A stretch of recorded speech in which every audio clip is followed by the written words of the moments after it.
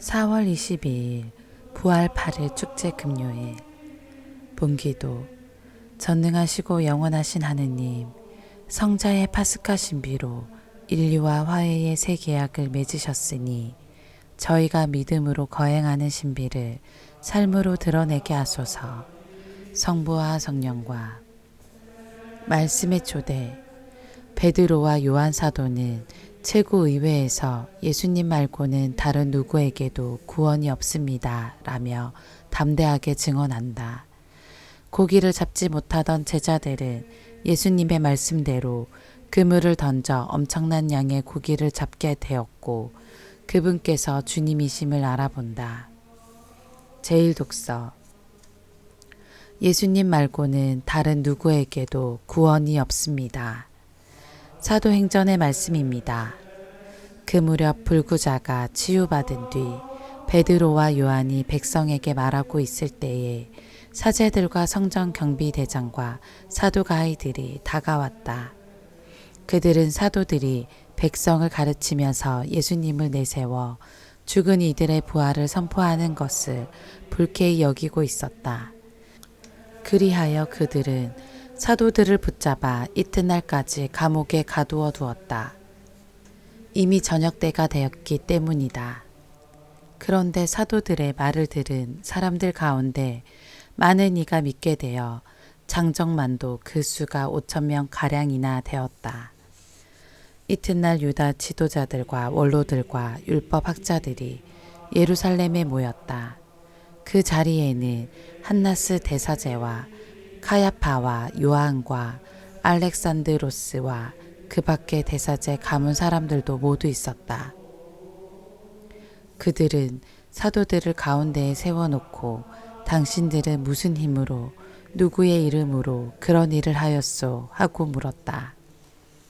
그때 베드로가 성령으로 가득 차 그들에게 말하였다. 백성의 지도자들과 원로 여러분, 우리가 병든 사람에게 착한 일을 한 사실과 이 사람이 어떻게 구원받았는가 하는 문제로 오늘 신문을 받는 것이라면 여러분 모두와 온 이스라엘 백성은 이것을 알아야 합니다.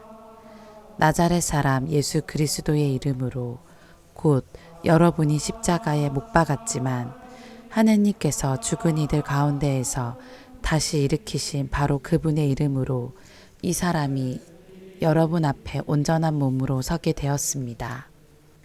이 예수님께서는 너희 집 짓는 자들에게 버림을 받았지만 모퉁이의 머릿돌이 되신 분이십니다. 그분 말고는 다른 누구에게도 구원이 없습니다. 사실 사람들에게 주어진 이름 가운데에서 우리가 구원받는 데에 필요한 이름은 하늘 아래 이 이름밖에 없습니다. 주님의 말씀입니다. 하느님 감사합니다. 복음.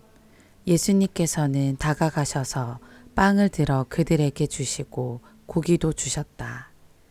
요한이 전한 거룩한 복음입니다. 그때 예수님께서는 티베리아스 호숫가에서 다시 제자들에게 당신 자신을 드러내셨는데 이렇게 드러내셨다. 시몬 베드로와 쌍둥이라고 불리는 토마스, 갈릴레아 카나 출신 나타나엘과 제베데오의 아들들, 그리고 그분의 다른 두 제자가 함께 있었다.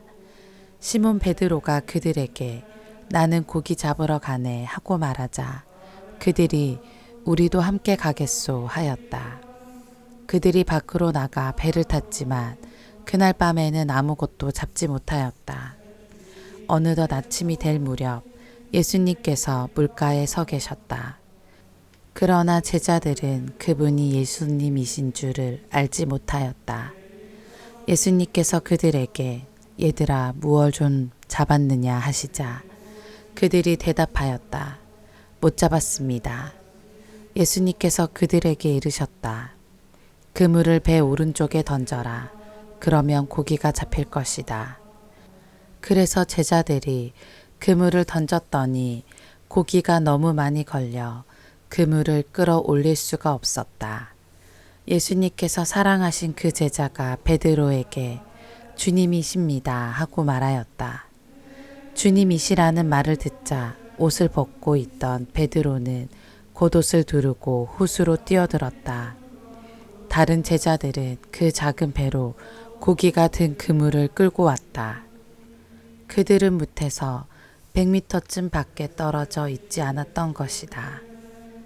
그들이 못에 내려서 보니 숯불이 있고 그 위에 물고기가 놓여 있고 빵도 있었다. 예수님께서 그들에게 말씀하셨다. 방금 잡은 고기를 몇 마리 가져오너라. 그러자 시몬 베드로가 배에 올라 그물을 무트로 끌어올렸다. 그 안에는 큰 고기가 153마리나 가득 들어 있었다. 고기가 그토록 많은데도 그물이 찢어지지 않았다. 예수님께서 그들에게 와서 아침을 먹어라 하고 말씀하셨다. 제자들 가운데에는 누구십니까 하고 감히 묻는 사람이 없었다. 그분이 주님이시라는 것을 알고 있었기 때문이다. 예수님께서는 다가가셔서 빵을 들어 그들에게 주시고 고기도 그렇게 주셨다. 이렇게 예수님께서는 죽은 이들 가운데에서 되살아나신 뒤에 세 번째로 제자들에게 나타나셨다. 주님의 말씀입니다. 그리스도님 찬미합니다. 오늘의 묵상.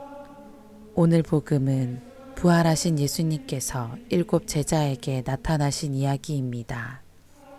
요한복음 21장 1-14절의 고기잡이 이야기는 루카복음과 마테오복음 그리고 마르코복음의 고기잡이 이야기를 떠오르게 합니다. 처음에 예수님께서 고기잡이 하던 제자들을 부르셨던 것처럼 부활하신 그분께서 고기잡이 하던 제자들을 다시 부르십니다. 제자들은 밤새 그물질을 하였지만 빈손인 채 날이 밝습니다. 피로와 절망에 빠져있던 그들은 물가에 서 계신 부활하신 분을 보지만 그분을 알아보지는 못합니다. 그런데 그물을 배 오른쪽에 던져라.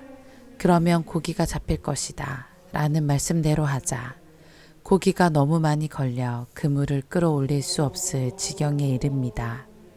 이 대목에서 요한복음서 저자는 고기가 그토록 많은데도 그물이 찢어지지 않았다라고 서술합니다. 그리스도의 죽음과 부활에 관한 파스카 신비를 겪은 제자들은 이제 부활하신 주님의 말씀에 따라 활동을 시작합니다. 여기서 많은 고기는 새 계약의 교회 공동체의 선교 활동을, 찢어지지 않는 그물은 모든 민족들을 포함하는 인류를 이 공동체 안으로 모아들이게 되었음을 상징합니다.